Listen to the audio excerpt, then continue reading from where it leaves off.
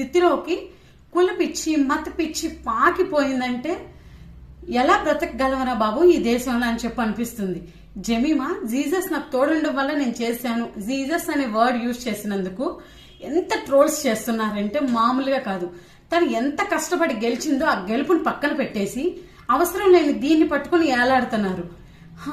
Cinema హీరోలు ఒక సినిమాని ఏదో డూప్ చేసి దాన్ని ఇచ్చేస్తేనే హిట్ చేసేసేస్తారు.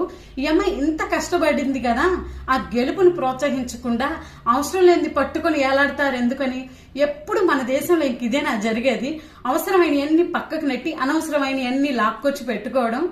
మనందరం ఎంతైనా సరే జమీమాకి సారీ చెప్పాల్సిన అవసరం ఉంది. ఎందుకంటే తన క్రిస్టియన్స్ కోసమే ఆడలేదు. భారతదేశం అంటే సర్వమత సమ్మేళనం, కులం మతం అన్ని కులాల వారు అన్ని మతాల వారు నివసిస్తున్న మన భారతదేశం కోసం తను కష్టపడి ఆడింది.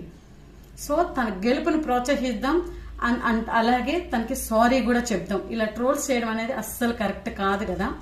ఒక్కసారి ఆలోచించి చూడండి, మీకు కూడా అర్థమవుతుందేమో. వీడియో నచ్చితే లైక్ చేయండి. బాయ్.